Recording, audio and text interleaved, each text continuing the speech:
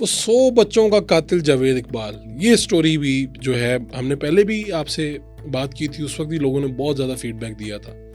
وہ میں چاہتا ہوں واقعہ وہ آپ تک کیسے پہنچے تھے، اور وہ جس طرح منظر آپ بیان کرتے ہیں تو ایسے لگتا ہے جیسے ہمارے سامنے کچھ ہوا ہے.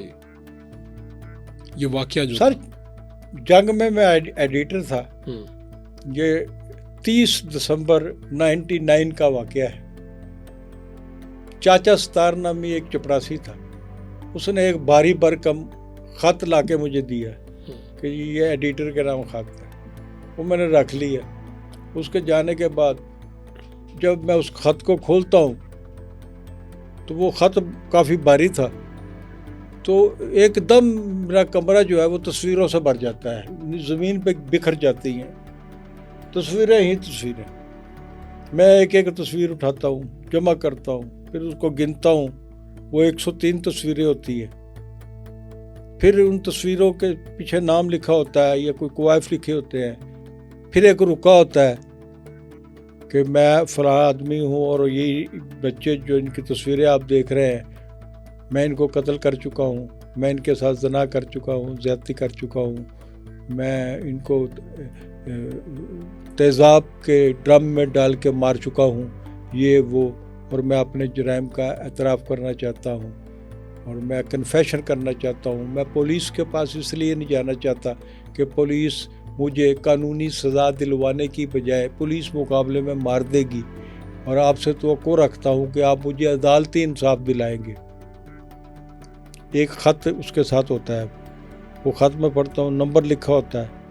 میں اس نمبر پہ فون کرتا ہوں، وہ مجھے مل جاتا ہے. میں اس کو بلاتا ہوں، وہ میرے پاس آ جاتا ہے.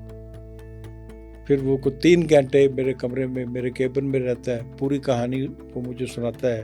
یہ کہانی بار بار سنی گئی ہے، آپ نے پہلے بھی سنی ہوئی ہے.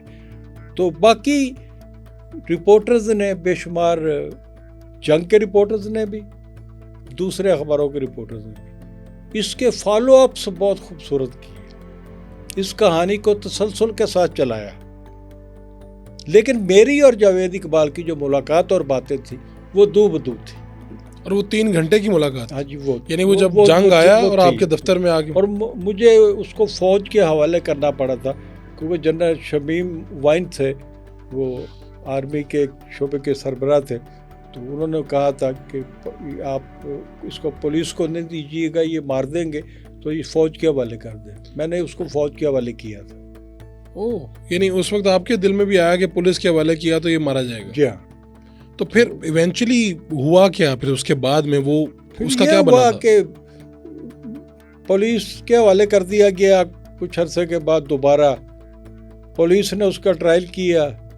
وہ ایک جج تھا اللہ بخش رانجھا، اس نے اس کو عجیب و غریب سزا سنائی کہ اس کو مینار پاکستان لے جائیں. مینار پاکستان کی جو آخری سیڑھی ہے، چھت ہے، وہاں سے اس کو دھکا دے دیا جائے. جب اس کی یہ نیچے زمین پہ گرے گا اتنی اونچائی سے تو اس کا جسم پاش ہو جائے گا، ٹکڑے ٹکڑے ہو جائے گا، پھیل جائے گا، ٹکڑے بن جائیں گے گوشت کے، اور چیلے اور کوے جو ہے وہ اس کی لاش کو کھا جائیں گے.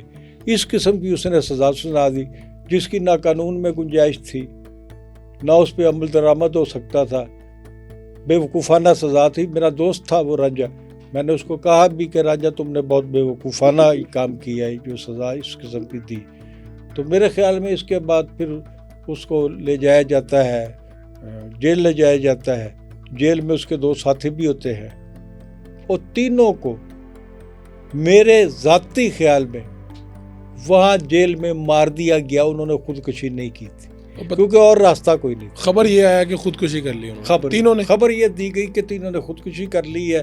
اپنے شلواروں کے ناڑے ڈال کے، حالانکہ ایسے مجرموں کی شلواروں میں ناڑے تو نہیں ڈال کے دیے جاتے جی. تو لیکن میرا جو ذاتی تجزیہ ہے وہ یہ ہے کہ وہ تینوں کو جیل میں مار کے کہانی ختم کر. تو یہ جو جاوید اقبال تھا، یہ اس کا مسئلہ یہی تھا، کہا جاتا ہے جی بچپن میں شاید اس کے ساتھ ایسا ہوا تھا. ہاں، کوئی اسی طرح اس بچپن کی جو اس کے ساتھ زیادتیاں ہوئیں، محرومیاں تھی اس کی. اور یہ سچ تھا 103 بچوں کا قاتل تھا وہ. جی، یہ بعد میں کنفرم بھی ہوا. جی کنفرم بھی ہوا. وہاں پر جوتیاں ملی وہاں اس کے گھر میں. بعد میں جو رپورٹروں نے بہت کام کیا لاہور کے رپورٹروں نے اس پہ. تو یہ جب وہ 3 گھنٹے آپ سے ملا، آپ نے وہ حوالے کیا، تو اگلے دن اخبار میں کیا چھاپا؟ آپ نے اسٹوری دی؟ جی آپ پورا ایک پیج تو فرنٹ پیج تو ہم نے بچوں کی تصویروں کا دیا تھا. بچوں کی تصویریں چھاپ دی تھیں اس کا اور اس کا پورا انٹرویو چھپا تھا. پھر پوری وہ تو یعنی حوالے تو وہ ہوگا، اور اس وقت اخبار کا دور تھا. جب صبح اخبار آئی ہوگی تو ایک تو کوہرام مچ گیا ہوگا. کوہرام مچ گیا تھا وہاں پورے پاکستان میں. جس گھر سے بچہ غائب تھا، ناراض ہو کے گیا تھا، کسی اور وجہ سے غائب ہو گیا تھا، تو ان کی مائیں وہاں پہنچی تھی. وہ جو بچوں کی جوتیاں تھی وہ اتروا لیا کرتا تھا، ان کو نئی جوتیاں پہناتا تھا. ان کی اصل جوتیاں جو ہے وہ اس نے ایک کارنر میں رکھی ہوئی تھی. وہاں پر جن ماؤں کے بچے غائب تھے وہ جوتیوں سے تلاش کر رہی تھی کہ مارے جانے والوں میں ہمارا بچہ تو شامل نہیں ہے، اس ٹائپ کا. اور یہ ساری فالو اپس جو ہیں یہ لاہور کے رپورٹروں نے کی ہے. اس میں جمیل چشتی صاحب جو جنگ اخبار کے کرائم رپورٹر تھے، انہوں نے بھی بڑا کردار ادا کیا. انہوں نے بہت کام کیا اس میں.